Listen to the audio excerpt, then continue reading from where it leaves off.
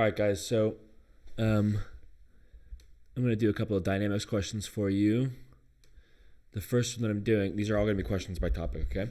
So the first one that I'm doing is, it's from January 2007. So this should give you guys time to find it. January 2007, problem 7, okay? You can either find it by going to the past paper, or you can find it by going to the questions by topic. So this is Edexcel set 2. Questions by topic, and it's page 17. Okay, so these are two different ways that you can find it. Hopefully by now you know how to do one of those two. All right, so the question says, it gives us a picture. So let me just draw a quick little example of the picture. All right, so we've got a little table, or a little plane. It says it's angled at 30 degrees to the horizontal. Okay, we've got a particle P here of 3 kilograms. This is particle P.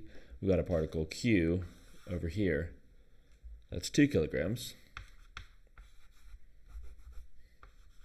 All right. And they're connected by a string that goes over a smooth pulley. All right. I think that's pretty much everything they have. Oh, and they said this distance here is 0.8 meters. Okay, so that's what the picture looks like. Let's read through it. So we're going to do our typical thing where we, hopefully you have the picture, the problem open while we do this. I'm going to go through the problem, and we're going to just basically only write down the important information that we have, okay? So it says, figure 4 shows two particles P and Q of mass 3 kilograms and 2 kilograms respectively, connected by a light inextensible string. So all of this is picture description, right? So it's important, I guess, to know that the string is light and inextensible, because they sometimes ask you, how have you used the assumption that it's light and inextensible to solve this problem? And as we should know by now, what we say is the tension's the same everywhere and the acceleration's the same everywhere, right? For it being inextensible and for it being light, we say the mass doesn't matter, and so it doesn't add any force, okay? Okie doke. So that's the very first sentence. Then it says, initially, P is held at rest on a fixed smooth plane. Okay, so the plane is smooth. That might be a thing to write down. So if we were doing this on an exam, we'd underline the word smooth. Okay. And it says inclined at 30 degrees horizontal. The string passes over a smooth, light pulley, A, fixed at the top of the plane. So this is, again, just picture description. The only important keyword there is smooth. We know that means there's no friction. All right. Then it says, the part of the string from P to A is parallel to the line of greatest slope of the plane. Again, this is picture description. As we've talked about this in class before. This basically means that the string is like this, and it's not like this coming into or out of the board. It's just going up the line of greatest slope, okay? All right, and it says the particle Q hangs freely below A, and the system is released from rest with the string taut. So the only important thing here, basically, is to know that the string is light and extensible, the pulley is light, okay, and the plane is smooth, so there's no friction. All right. So the very first thing we have to do, which I'll write out, what's asking us to do, is to write down an equation of motion for P and an equation of motion for Q. Okay, so write down an equation of motion. I'll say the equations of motion.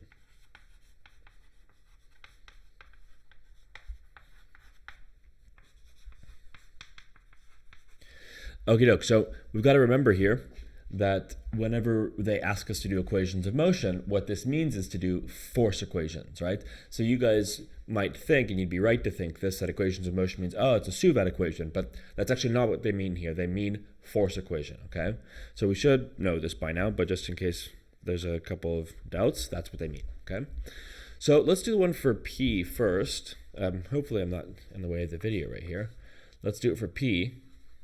I just want to utilize my board space as much as possible, okay? And let's do, let's label everything. So what are the forces acting on P? Well, we know, as usual, there's a gravitational force acting straight down, okay? The magnitude of that gravitational force is, pause for a second if you want to answer to yourself, right? But it should be 3G, okay? So we've got a gravitational force there of 3G, and the other forces that are, like the fundamental forces that we have going here, we have a tension acting up the plane like this, okay? just like that. And we've got a normal force acting perpendicular to the plane, like this. Okay, this is the reaction from the plane. All right, so then we have to say, okay, well, that 3G force, that gravitational force, has components. It's got perpendicular and parallel components to the plane. So let's draw those. So we can draw our perpendicular component looking like this, okay, and our parallel component going down the slope like this. And then we can label our angle up here. This is going to be the same angle that's down there, okay? So hopefully we remember why that is. That's 30 degrees there. And then we can say, all right, we've got everything labeled now. All we've got to do, or we've got everything drawn, all we've got to do is actually find out what these forces are, these components. And just a little bit of trigonometry here is going to tell you that this force, or this arrow, is going to have a length of 3G times the cosine of 30 degrees. Okay? And this one down here is going to have a length of 3G times the sine of 30 degrees. Okay? Fair enough. So, and we can go ahead and label what's happening on Q. So Q is going to have a downward force of gravity, okay? The magnitude of which is going to be 2G. Hopefully you guys can see that. And it's going to have an upward force of tension, okay? And this is the same tension here as it is there because they tell us the string is light and inextensible. All right, so now we're ready to resolve. We're ready to write force equations, okay? Or equations of motion. So we're going to resolve forces on P. We're doing P first. We're going to resolve forces going into and out of the plane. So these are our blue forces. Right? I'll color code these. So this is going to be our blue forces. All right, and we only have two, so it's not that hard of an equation. So we're just going to have Fn. We'll say that, out this way is positive. We'll say this is positive. Remember, we're going to write our legend, our little key, to keep us, consistent. And then we'll say that up the plane like this is also positive. So these two things represent positive. The positive directions. So our blue forces, we've got into and out of the plane. We've got a normal reaction, a normal force, right, going in the positive direction. And we've got a 3G times the cosine of 30 going into the board. Okay, just like that. And we know that this should always equal ma, right? If we sum up the forces, Newton's second law, I lost my white marker. It's down here somewhere. Newton's second law, so Newton's second law always tells us, I'm writing it up here small as like a little toolbox, the sum of all the forces is equal to ma. Well, in this case, it's not moving, right? It's in equilibrium. In the blue direction, in the into or out of the plane direction, it's not moving at all. So this is going to sum to 0. Okay. Sorry if I'm going a little slow for some of you guys. I just want it to be abundantly clear what we're doing here. All right. And now we can sum up our red forces acting on P. Okay. So what do we have acting in the line of the slope? Well, we've got a tension going in the positive direction, and we've got a 3G sine of theta going in the negative direction. In this case, theta is 30, okay? And this is not going to sum to 0, right? Because it could potentially be accelerating, okay? So this is going to be equal to ma, right? And in this case, the m is the mass of P, okay? So what I would do if I was being really explicit, I would say mass of P times the acceleration. And then I would do one line of simplification to say t minus 3G sine of 30 equals mass of P is 3, so 3a. Okay, so some of you are probably boiling inside, not being able to shout at me that I haven't simplified by plugging in what my cosine and sine are, so might as well do that. Do one level of simplification here. We could say this is Fn minus 3G cosine of 30 is going to be root 3 over 2. So this can be written as 3 root 3 over 2g equals 0. And over here, we have t minus sine of 30 is 1/2. So 3/2 g equals 3a. Okay? And that's it for P, right? So we've got this equation. This is not really a motion equation because this doesn't describe any motion. And we've got this equation, which does describe some motion because we get an A in there, right? So those are our equations for P. And now for Q, we can do something similar. So for Q, well, we're only going to have one direction that we really need to consider. It's going to be up and down. We could do a left and right one, but there's no forces there, so we end up just getting 0 equals 0, which is a little uninteresting. So we're just going to resolve the up and down forces. Our red force is acting on Q. Well, we said that this direction over here was positive, which means, really, remember that we're talking about rotational direction, so it's like this direction is positive. So that means our 2G force down here, that's going to be our positive one.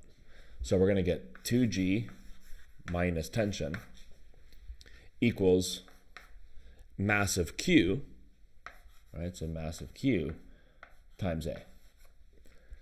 And of course, now we can plug in, we know that the mass of Q is 2.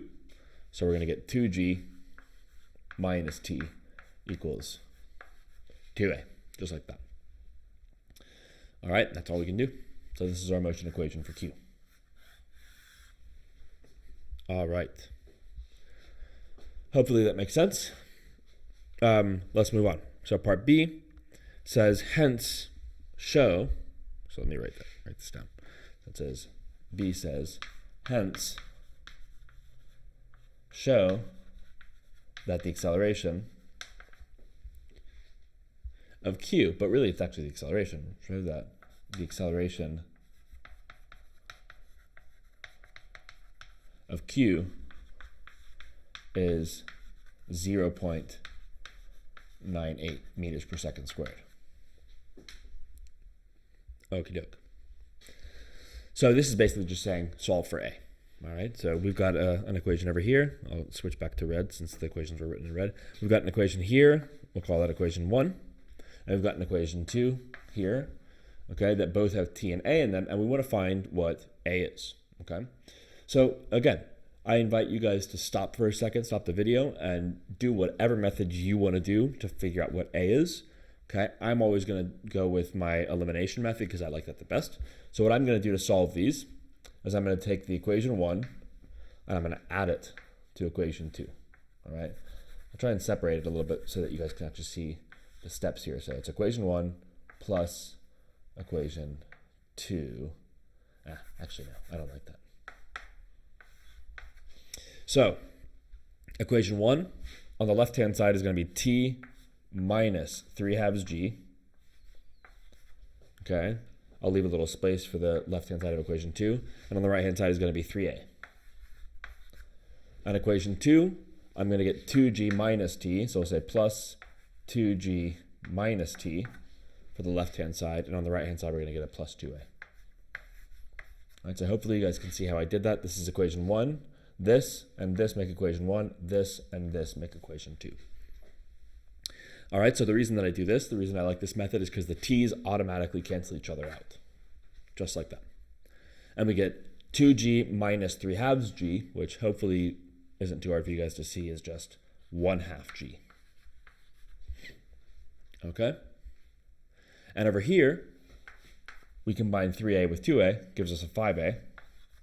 And so simplifying just one step further, we get that A is equal to 1/10 of G. Okay, and if we remember that G is just 9.8, this tells us that A is equal to 9.8 over 10, which is, of course, 0.98. All right? And it's important that we pause for a second to take into consideration direction. So we had defined up the slope or going around the pulley in this movement, this rotational direction, as being positive. So when we get a positive number here, it means that we're accelerating down, okay? So it's actually, Q is actually able to pull the particle P up the slope. Even though particle P is heavier, right, because it's at an angle, 2 is actually applying more gravitational force down. It's actually able to pull it up, okay? Okay, part C is just kind of the continuation. Part C says find T.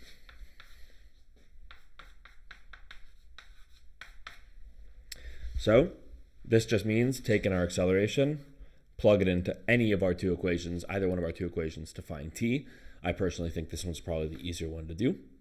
So we get from this equation remembering that A is just 1/10 G, right? So I'm going to use this as my A. I'm going to plug that in for equation 1. We're going to plug in to equation 1, and that's going to give me T minus 3/2 G equals 3 times A, but A is 1/10 G. So 3 times 1/10 G. Okay? So simplifying a little bit, this is T equals 3/10 G plus 3/2 G. All right. So these can be combined. 3/2 is the same thing, hopefully you guys can see, is the same thing as 15/10. So this whole thing ends up being 18/10 G. Okay? Which, if you want, you can simplify one step further, 9/5 G. All right? Which, if we were to plug into a calculator, for those of you who want to check, who've done it numerically, this gives us, 9 divided by 5 times 9.8 gives us 17.64. So roughly 17.64 newtons of force in the string. All right, so moving on. Part D. So I said this sort of at the beginning. I had a feeling this was going to happen, but I've lost my white again. That's okay. I'll get another white.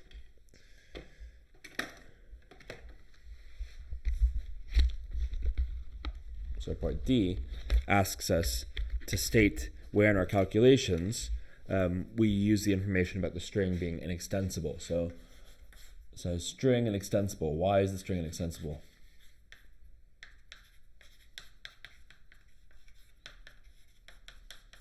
Inextensible. Important.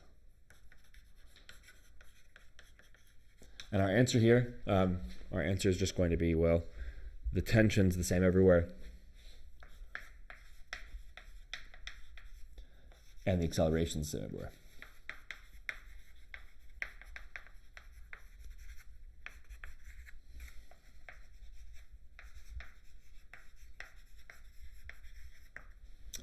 Okay, so moving on.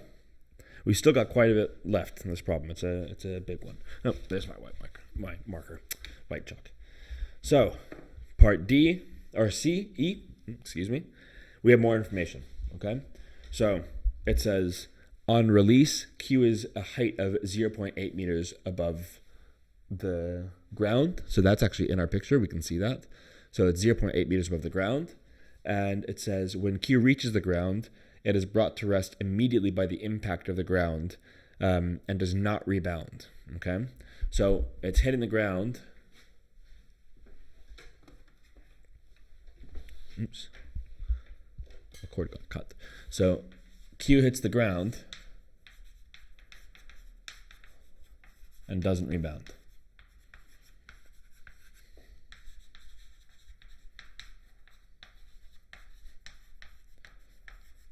Okay? It says the initial distance of P from A is such that the subsequent motion of P does not reach A. All right. This basically means that Q has to travel 0.8 meters to hit the ground, okay? And P, in those 0.8 meters that Q traverses, also has to travel 0.8 meters. And then once Q hits the ground, P is going to continue to move up the slope for a second, not literally a second, but some time, and it's not going to actually hit the pulley, okay? That's basically all that means. So pause for a second and try and make sure that you understand what that's saying, okay? But the important thing for part E is just that Q is going to hit the ground, all right? And this is actually a really easy question. So let me draw you a picture. So if we ignore particle P for a second, all we're saying is Q starts out here, okay? It travels 0.8 meters, so say this is 0.8 meters, okay? It travels 0.8 meters and then hits the ground, okay? We want to find out how fast. So what is V? Okay? That's basically all it's asking. All right, So we're trying to find v, and we have to figure out what information we know. Every time we're trying to find v, odds are we're going to do a SUVAT equation, right? So let's see, what is the information we know? Do we have s? Yeah, we have s. It's 0.8. So I'll write that down. We have 0.8 as our s. Do we have u? Well, if you look at the question, it says it's released from rest. So anytime it's released from rest, that means our u is going to be 0. Okay? Do we have v? No, we don't have v, but that's what we want. V is the thing that we want to find. Do we have a? Yes, we do. We just found a right here. It's 1/10 of g. Okay? Do we have t? No, we have no t. And we also don't care about t. So we're just going to say, don't want that one. So hopefully you guys know what I'm about to ask, which is which SUVAT equation do we use? We've got SUVA, all right? So what SUVAT equation are we going to use? We're going to use the energy conservation equation, right? So we're going to use V squared equals U squared plus 2AS. Okay. So we've got V squared equals U squared plus 2AS, and all we've got to do is find V. So this would be V squared equals 0 squared. So we're going to not write anything there. Plus 2 times our acceleration of 1/10 g, okay, times our displacement of 0.8. Okay? And so we just take the square root. So v is going to equal the square root of all that. V, hopefully it simplifies nicely, but I'll check and see if it does in a second. This is going to be equal to 2 times 1/10 g, excuse me, times 0.8 square rooted. So let's see. Let's plug away. See if that gives us anything nice. I have my doubts, but we'll try anyway. 2 times 1 divided by 10 times 9.8 times 0.8 gives me 196 125ths. Ooh, that does actually seem nice. Nope. 14 root 5 over 25. So this is 14 root 5 over 25. Or if you're trying to check with a decimal place, it's 1.25 meters per second.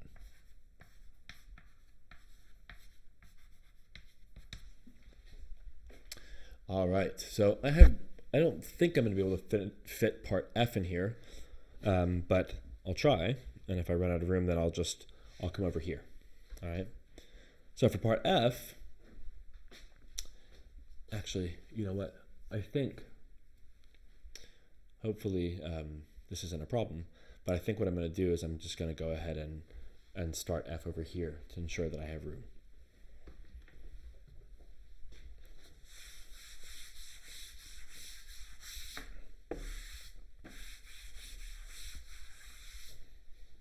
So F says we're trying to find the time between the instant Q hits the ground and the instant when the string becomes taut again. All right, so what's happening here is Q hits the ground. So Q hits the ground here. P is going to continue to move up for a little while. And while P is moving up, the distance between, the length of this string is going to basically decrease, right? And when that happens, there's not going to be any tension in the string. The string is going to go loose. And so P is going to keep going up and up and up and up. And then it's going to eventually get to a maximum height and turn back around, okay? It's going to turn back around, and it's going to get to the point where the string becomes taut again, and then the whole system is going to start moving again, right? But we don't actually care about what happens after P gets back to the place where the string is taut. We just care about what happens until that point, right? So they're asking us to find the time. Basically, they're asking us to find the time. F says find the time that the string is not taut.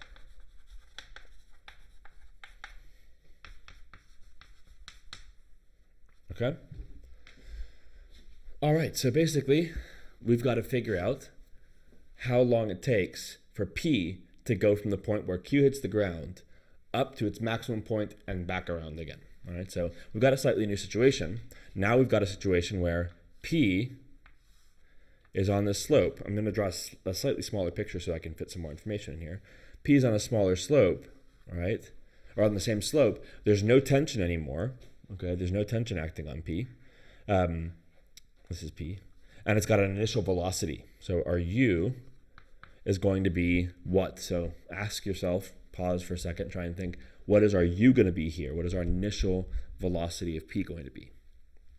Okay, so if you paused and you thought about it for long enough, which you absolutely should have, you'd realize that our u is going to be this value right here, because up until the point that q hits the ground, p and q are traveling basically at the same speed. Okay, so the speed of p at this point is going to be the speed that q was at that point as well, right? So this is going to be our 1.25 value, or I'd rather write it like this. U is going to be 14 root 5 over 25. Okay? Just because I like exact values. All right. So we've got our U there. We're probably going to end up doing some suvat. So this is our only one that we know for right now, but as we go through, we can try and fill in more answers, okay? So when we're doing suvat, we need some more information. We can't just use U, that's not enough. We got to have more. So let's see, do we have any information about S? No, we don't, okay? We've got no information about S at all. Do we have any information about V? Well, kind of. Depending on how we frame this, we can either let V equal the maximum height, or the velocity at the maximum height, which would be 0, or we can let V come back to this point right here. But for right now, we'll leave it as like a, no, we don't know it yet, okay? Do we know A? No, we don't know A yet either. And do we know T? No, we don't know what T is, but we're trying to find it. Okay, so this is what we want. So as we go through it, we'll fill in some more of these things.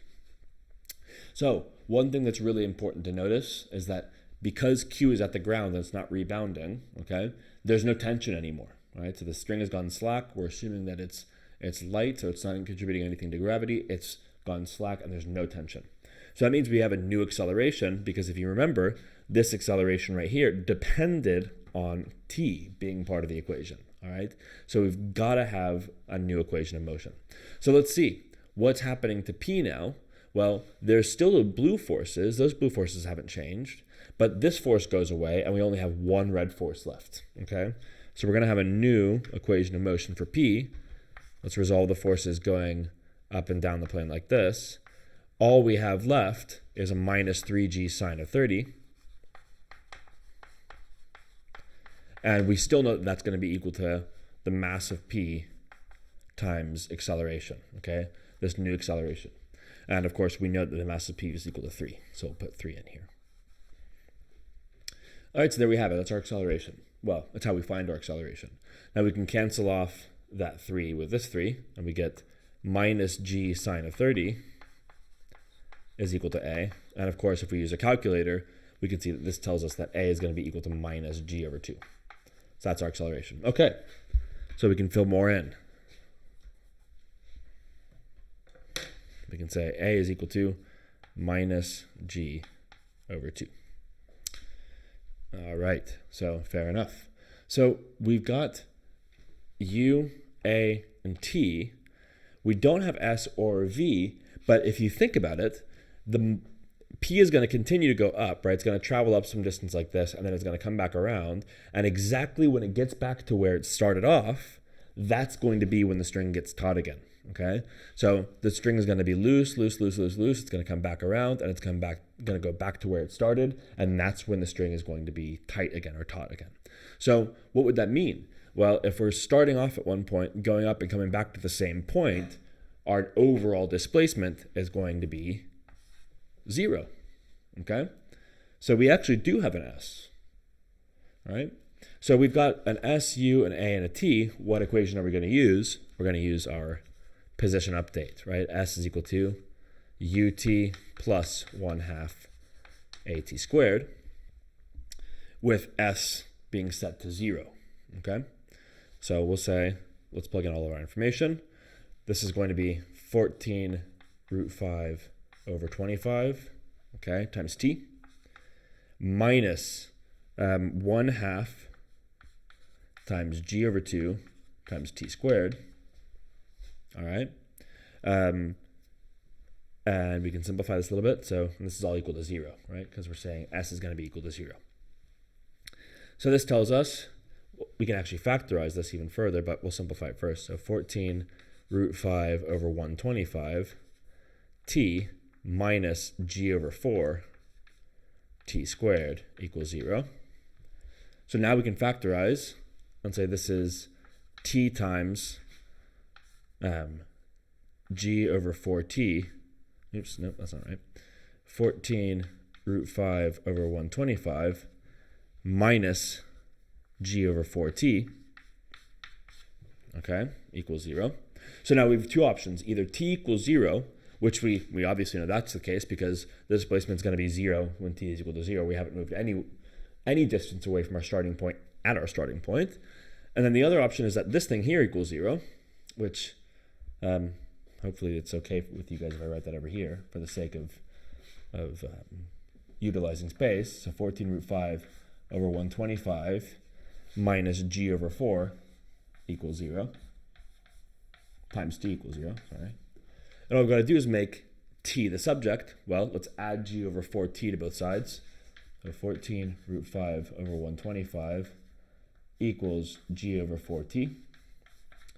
And we can multiply both sides by, well, 4 over g. So t is going to equal 4 over g times 14 root 5 over 125. Okay, so that's a kind of an ugly answer, but let's just do it with the decimal. So times 4 divided by 9.8. That's going to give us 8 root 5 over 35.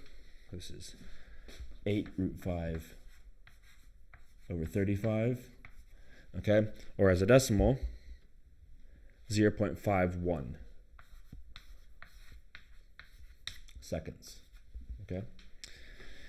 All right, so this is a dynamics problem that doesn't have friction in it at all. Okay, so obviously when we have friction, we have to consider that as well. So I'm going to do a separate video solving a question involving friction. Hopefully this one you can dissect and go through really slowly. I've tried to go through it as slowly as I possibly could to make every step explicit. If you have any questions, obviously, feel free to ask me. Okay? All right.